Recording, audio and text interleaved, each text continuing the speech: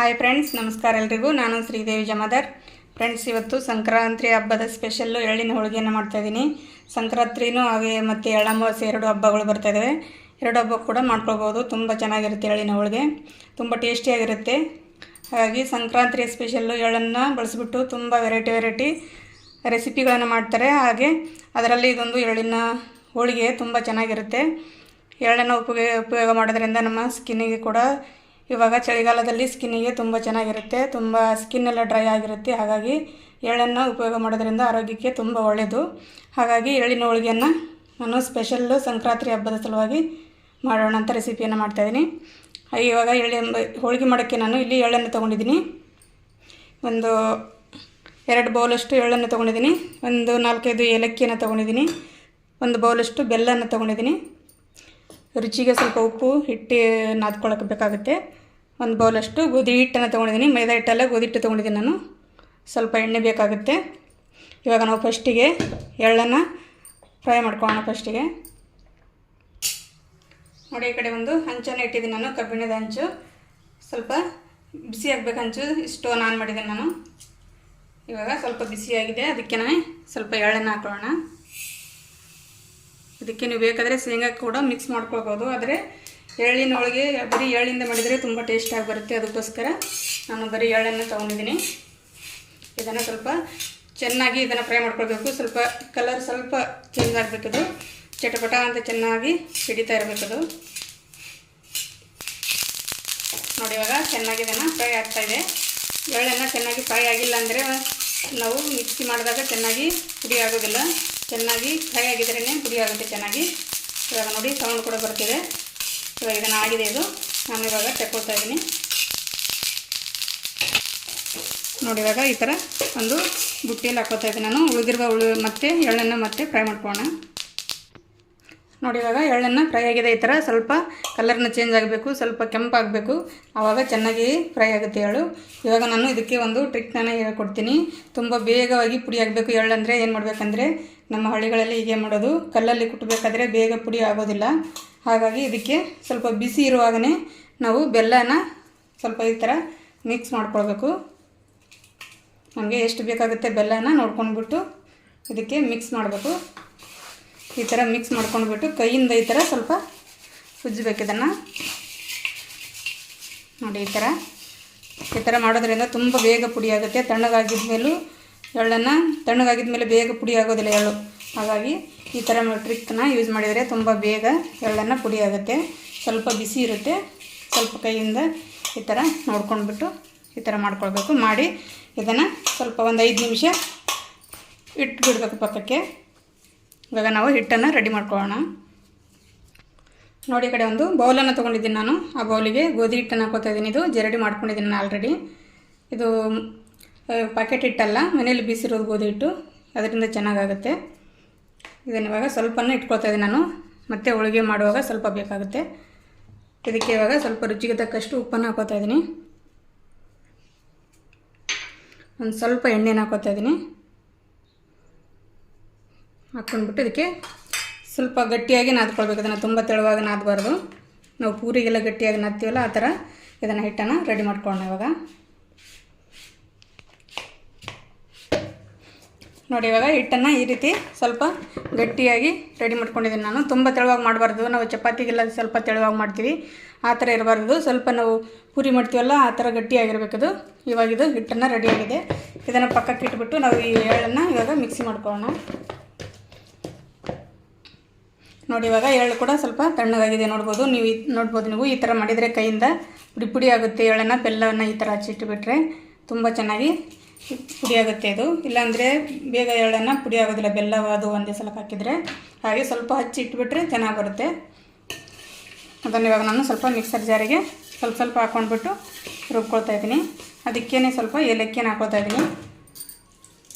ಒಂದು 5 ಏಲಕ್ಕಿಯನ್ನು ತೊಗೊಂಡಿದ್ದೀನಿ. ಅದಕ್ಕೆ ಹಾಕ್ತಾಯಿದ್ದೀನಿ. ಹಾಕ್ಬಿಟ್ಟು ಇದನ್ನು ಮಿಕ್ಸಿ ಮಾಡ್ಕೊಳ್ಳೋಣ ಇವಾಗ. ನೋಡಿ, ಇವಾಗ ಇದು ಚೆನ್ನಾಗಿ ಪುಡಿಯಾಗಿದೆ. ಈ ಥರ ನೋಡ್ಬೋದು. ಈ ಥರ ಎಳ್ಳನ್ನು ಉಳ್ಕೊಳ್ಳೋದಿಲ್ಲ ಒಳಗೆ. ಈ ಥರ ಮಾಡೋದ್ರಿಂದ ತುಂಬ ಚೆನ್ನಾಗಿ ಪುಡಿ ಆಗುತ್ತೆ. ಇದನ್ನು ಇವಾಗ ನಾನು ಒಂದು ಬೌಲಿಗೆ ತಗೊಳ್ತಾ ಇದ್ದೀನಿ. ಉಳಿದಿರುವ ಎಳ್ಳನ್ನು ಕೂಡ ಇವಾಗ ನಾವು ಮಿಕ್ಸಿ ಮಾಡ್ಕೊಳ್ಳೋಣ.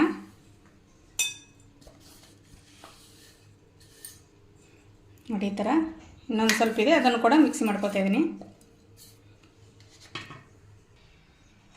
ನೋಡಿ ಇವಾಗ ಈ ಥರ ತುಂಬ ಪೂರ್ತಿ ಪುಡಿಯಾಗಿದೆ ನೋಡ್ಬೋದು. ಎಳ್ಳು ಒಂದು ಕೂಡ ಉಳಿದಿಲ್ಲ ಒಳಗೆ, ತುಂಬ ಚೆನ್ನಾಗಿ ಪುಡಿಯಾಗುತ್ತೆ ಈ ಥರ ಮಾಡಿದರೆ ನೋಡ್ಬೋದು ನೀವು.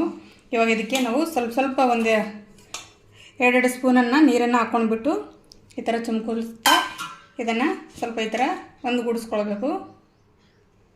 ಏಲಕ್ಕಿಯನ್ನು ಸ್ವಲ್ಪ ನೀವು ಬೇಕಾದರೆ ಸಿಪ್ಪೆಯನ್ನು ತೆಗೆದುಬಿಟ್ಟು ಹಾಕ್ಕೊಳ್ಬೋದು, ಆದರೆ ನಾನು ಸಿಪ್ಪೆ ಹಾಕಿದ್ದೀನಿ. ನೀವು ಬೇಕಂದರೆ ಇದಕ್ಕೆ ಸ್ವಲ್ಪ ಸೋಂಪು ಕಾಳು ಮತ್ತು ಒಣ ಕೊಬ್ಬರಿಯನ್ನು ಹಾಕ್ಕೊಳ್ಬೋದು. ಆದರೆ ಕೆಲವರು ಇಷ್ಟಪಡ್ತಾರೆ, ಕೆಲವರು ಇಷ್ಟಪಡಲ್ಲ. ಹಾಗಾಗಿ ನಾನು ನಮ್ಮ ಮನೇಲಿ ಕೂಡ ತಿನ್ನಲ್ಲ ಕೊಬ್ಬರಿ ಹಾಕಿದರೆ, ಅದಕ್ಕೋಸ್ಕರ ನಾನು ಒಣ ಕೊಬ್ಬರಿಯನ್ನು ಹಾಕಿಲ್ಲ. ನೀವು ಬೇಕು ಅಂದರೆ ಹಾಕ್ಕೊಳ್ಬೋದು. ಇದನ್ನು ಈ ಥರ ಸ್ವಲ್ಪ ನೀರನ್ನು ಜಾಸ್ತಿ ಆಗಬಾರ್ದು, ಒಂದೇ ಸಲಕ್ಕೆ ನೀರು ಜಾಸ್ತಿ ಆಗಿಕ್ಕಿದ್ರೆ ತುಂಬ ತೆಳುವಾಗಿ ಬರುತ್ತೆ, ಅದಕ್ಕೆ ಹೋಳಿಗೆನ ಚೆನ್ನಾಗಿ ಬರೋದಿಲ್ಲ. ಅದಕ್ಕೋಸ್ಕರ ಸ್ವಲ್ಪ ಹಾಕ್ಕೊಂಡ್ಬಿಟ್ಟು ಈ ಥರ ಮಿಕ್ಸ್ ಮಾಡ್ಕೊಳ್ಬೇಕು. ನೋಡಿ ಇವಾಗ ಈ ಥರ ಗಟ್ಟಿಯಾಗಿರಬೇಕಿದು. ಇದನ್ನು ಇವಾಗ ನಾವು ಹೋಳಿಗೆ ಸೈಜನ್ನು ನೋಡ್ಕೊಂಡ್ಬಿಟ್ಟು, ನಮಗೆ ಹೋಳಿಗೆಯನ್ನು ಎಷ್ಟು ದೊಡ್ಡದು ಬೇಕಾಗುತ್ತೆ ನೋಡ್ಕೊಂಡ್ಬಿಟ್ಟು ಸೈಜನ್ನು ನೋಡ್ಕೊಂಡ್ಬಿಟ್ಟು ಈ ಥರ ಎಲ್ಲ ಉಂಡೆಗಳನ್ನು ಮಾಡ್ಕೊಂಡಿಟ್ರೆ ತುಂಬ ಬೇಗ ಆಗುತ್ತೆ. ಅದಕ್ಕೋಸ್ಕರ ನಾನು ಈ ಥರ ಎಲ್ಲ ಉಂಡೆಯನ್ನು ಮಾಡಿ ಇಟ್ಕೊಳ್ತಾ ಇದ್ದೀನಿ. ಈ ಥರ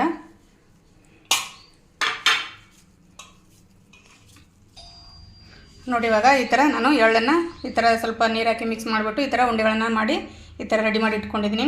ಅಂದರೆ ಈಸಿ ಆಗುತ್ತೆ ನಮಗೆ ಹೋಳಿಗೆ ಮಾಡೋಕ್ಕೆ. ಅದಕ್ಕೋಸ್ಕರ ನೋಡಿ ಈ ಕಡೆ ಹಿಟ್ಟು ಕೂಡ ನಾನು ಈ ಥರ ಚಿಕ್ಕದಾಗಿ ಉಂಡೆಗಳನ್ನು ಮಾಡಿ ಇಟ್ಕೊಂಡಿದ್ದೀನಿ. ನಾವು ಎಳ್ಳಿನ ಮಿಶ್ರಣನ ಎಷ್ಟು ತೊಗೊಳ್ತೀವಲ್ಲ ಅಷ್ಟನ್ನು ಹಿಟ್ಟನ್ನು ತೊಗೊಳ್ಬೋದು, ಹೋಳಿಗೆ ಚೆನ್ನಾಗಾಗುತ್ತೆ. ಹಿಟ್ಟು ಕೂಡ ತುಂಬ ಚೆನ್ನಾಗಿ ಸಾಫ್ಟಾಗಿದೆ. ಇವಾಗ ನಾವು ಹೋಳಿಗೆಯನ್ನು ಮಾಡ್ಕೊಳ್ಳೋಣ. ಇವಾಗ ನೋಡಿ ಇವಾಗ ಈ ಥರ ಚಿಕ್ಕ ಉಂಡೆಯನ್ನು ಮಾಡಿಟ್ಟಿರೋದನ್ನು ಈ ಥರ ತೊಗೊಂಡ್ಬಿಟ್ಟು ನೋಡಿ ಹಿಟ್ಟು ಮತ್ತು ಹೂರಣನ ಕರೆಕ್ಟಾಗಿ ಮೆಜರ್ಮೆಂಟ್ ಆಗಿದೆ. ಒಂದು ಕೂಡ ಜಾಸ್ತಿ ಆಗಿಲ್ಲ, ಒಂದು ಕೂಡ ಕಡಿಮೆ ಆಗಿಲ್ಲ, ಚೆನ್ನಾಗಿ ಕರೆಕ್ಟಾಗಿ ಆಗಿದೆ ಎಲ್ಲ.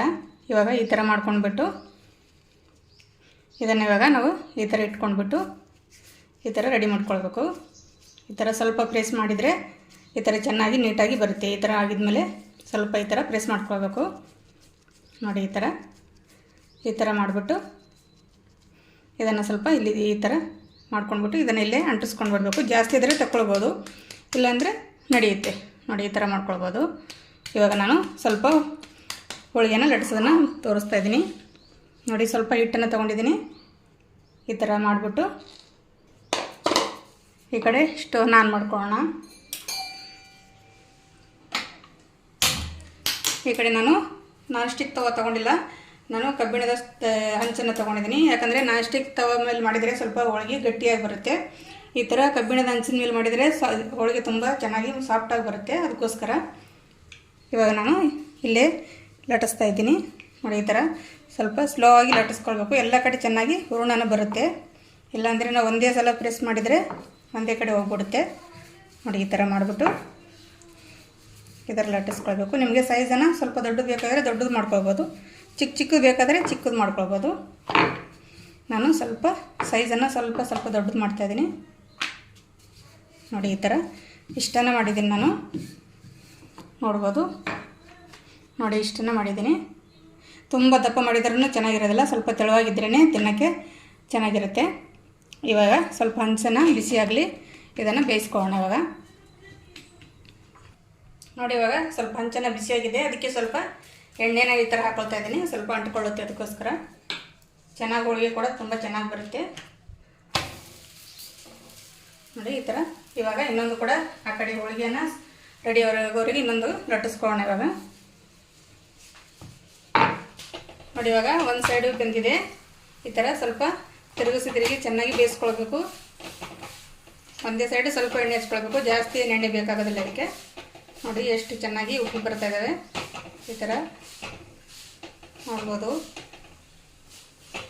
ಹೋಳಿಗೆ ತಿನ್ನೋಕ್ಕೂ ಅಷ್ಟೇ ಚೆನ್ನಾಗಿರುತ್ತೆ, ಟೇಸ್ಟಿಯಾಗಿರುತ್ತೆ. ಎಳ್ಳಿನ ಹೋಳಿಗೆ ಶೇಂಗಾ ಹೋಳಿಗೆಗಿಂತ ಎಳ್ಳಿನ ಹೋಳಿಗೆ ತುಂಬ ಚೆನ್ನಾಗಿರುತ್ತೆ, ರುಚಿಯಾಗಿರುತ್ತೆ ತಿನ್ನೋಕ್ಕೆ. ನೋಡಿ ಇವಾಗ ಇದು ಆಗಿದೆ. ಇವಾಗ ಇದನ್ನು ತೆಕ್ಕೊಳ್ಳೋಣ. ನೋಡಿ ಇವಾಗ ನಮ್ಮ ಎಳ್ಳಿನ ಹೋಳಿಗೆ ರೆಡಿಯಾಗಿದೆ, ನೋಡ್ಬೋದು. ತುಂಬ ಚೆನ್ನಾಗಿದೆ, ತುಂಬ ರುಚಿಯಾಗೂ ಇರುತ್ತೆ, ತುಂಬ ಟೇಸ್ಟಿಯಾಗಿರುತ್ತೆ. ನೀವು ಒಂದ್ಸಲ ಮನೆಯಲ್ಲಿ ಟ್ರೈ ಮಾಡಿ. ಇವಾಗ ನಾನು ಉಳಿದಿರುವ ಹೋಳಿಗೆ ಎಲ್ಲ ಕೂಡ ಮಾಡ್ಕೊಳ್ಳೋಣ. ಇವಾಗ ನೋಡಿ ನಮ್ಮ ಬಿಸಿಯಾದಂಥ ರುಚಿಯಾದಂಥ ಎಳ್ಳಿನ ಹೋಳಿಗೆಯನ್ನು ರೆಡಿಯಾಗಿದೆ, ನೋಡ್ಬೋದು. ತುಂಬ ಚೆನ್ನಾಗಿ ಬಂದಿದೆ, ನೋಡ್ಬೋದು ನೀವು. ಎಲ್ಲೂ ಕೂಡ ಒಂದು ಸ್ವಲ್ಪ ಕೂಡ ಬಿಟ್ಕೊಂಡಿಲ್ಲ, ಹೋಳಿಗೆ ತುಂಬ ಚೆನ್ನಾಗಿ ಬಂದಿದೆ. ನೋಡಿ ಈ ರೀತಿ ಮಾಡಿಬಿಟ್ಟು ಇದಕ್ಕೆ ಈ ಥರ ತುಪ್ಪನ ಹಚ್ಚಿಬಿಟ್ಟು ತಿಂತಾಯಿದ್ರೆ ಹೋಳಿಗೆನ ತುಂಬ ಟೇಸ್ಟಿಯಾಗಿರುತ್ತೆ. ಈ ಥರ ಮಾಡಿ ಮಕ್ಕಳಿಗೆ ಕೂಡ ಕೊಡ್ಬೋದು. ತುಂಬ ಟೇಸ್ಟಿಯಾಗಿರುತ್ತೆ, ತುಂಬ ರುಚಿಯಾಗೂ ಇರುತ್ತೆ. ನೋಡಿ ಈ ಥರ ಎಲ್ಲ ಕಡೆ ತುಪ್ಪನ ಚೆನ್ನಾಗಿ ಹಚ್ಚಿಬಿಟ್ಟು ಈ ಥರ ಮಾಡಿ ರೋಲ್ ಮಾಡಿ ಹೋಳಿಗೆನ ಕೊಟ್ಟರೆ ತುಂಬ ಇಷ್ಟಪಟ್ಟು ತಿಂತಾರೆ ಮಕ್ಕಳು ಕೂಡ. ನೋಡ್ಬೋದು ಈ ಥರ ಮಾಡಿಬಿಟ್ಟು ನೀವು ಒಂದ್ಸಲ ಮನೆಯಲ್ಲಿ ಟ್ರೈ ಮಾಡಿ ಹೇಗೆ ಬಂತಂತ ನನಗೆ ಕಮೆಂಟಲ್ಲಿ ತಿಳಿಸಿ. ನೋಡ್ಬೋದು ಹೋಳಿಗೆ ತುಂಬ ಚೆನ್ನಾಗಿ ಬಂದಿದ್ದಾವೆ. ನೋಡಿದ್ರಲ್ಲ ನಮ್ಮ ಸಂಕ್ರಾಂತಿ ಹಬ್ಬದ ಸ್ಪೆಷಲ್ ಎಳ್ಳಿನ ಹೋಳಿಗೆನ ಯಾವ ರೀತಿ ಮಾಡಿದ್ವಿ ಅಂತ. ತುಂಬ ಈಸಿಯಾಗಿ ಸಿಂಪಲ್ಲಾಗಿ ಮನೆಯಲ್ಲಿ ನಾವು ಮಾಡ್ಕೊಳ್ಬೋದು. ಹಬ್ಬಕ್ಕೆ ಅಂತಲ್ಲ, ಯಾವಾಗಾದರೂ ಬೇಕಾದರೆ ತಿನ್ಬೇಕನ್ಸಿದಾಗ ಈ ಥರ ಈಸಿಯಾಗಿ ಮಾಡ್ಕೊಳ್ಬೋದು. ಬೇಗನೆ ಒಂದು ಅರ್ಧ ಗಂಟೆಯಲ್ಲಿ ಎಲ್ಲ ಆಗಿಬಿಡುತ್ತೆ. ಇದು ನಮ್ಮ ಆರೋಗ್ಯಕ್ಕೆ ತುಂಬ ಒಳ್ಳೆಯದು. ಆರೋಗ್ಯಕ್ಕೆಲ್ಲ ನಮ್ಮ ಸ್ಕಿನ್ನಿಗೂ ಕೂಡ ತುಂಬ ಒಳ್ಳೆಯದು. ಸಂಕ್ರಾಂತಿಗೆ ಎಳ್ಳನ್ನು ನೆನೆಸ್ಬಿಟ್ಟು ಸ್ವಲ್ಪ ಪೇಸ್ಟನ್ನು ಮಾಡಿ ಅದಕ್ಕೆ ಅರಿಶಿಣ ಮತ್ತು ಕೊಬ್ಬರಿ ಎಣ್ಣೆನ ಹಾಕ್ಬಿಟ್ಟು ಮೈಗೆಲ್ಲ ಹಚ್ಬಿಟ್ಟು ಎಣ್ಣೆ ಸ್ನಾನ ಮಾಡ್ತಾರೆ. ತುಂಬ ಸ್ಕಿನ್ ಕೂಡ ತುಂಬ ಚೆನ್ನಾಗಿರುತ್ತೆ. ಹಾಗಾಗಿ ಎಳ್ಳನ್ನು ತುಂಬ ಆರೋಗ್ಯಕ್ಕೆ ಒಳ್ಳೆಯದು. ಹಾಗಾಗಿ ಸ್ಪೆಷಲ್ ಸಂಕ್ರಾಂತಿ ಹಬ್ಬದ ಎಳ್ಳಿನ ಹೋಳಿಗೆ ಇದು. ಹಾಗಾದರೆ ರೆಸಿಪಿ ಇಷ್ಟ ಆಗಿದೆ ಅಂತ ಅಂದ್ಕೊಳ್ತೀನಿ. ರೆಸಿಪಿ ಇಷ್ಟ ಆಗಿದರೆ ಪ್ಲೀಸ್ ಲೈಕ್, ಶೇರ್, ಸಬ್ಸ್ಕ್ರೈಬ್ ಆಗಿ. ಹಾಗೆ ಮತ್ತೆ ಸಿಗೋಣ ಮತ್ತೊಂದು ರೆಸಿಪಿಯೊಂದಿಗೆ. ಅಲ್ಲಿವರೆಗೂ ಎಲ್ರಿಗೂ ನಮಸ್ಕಾರ.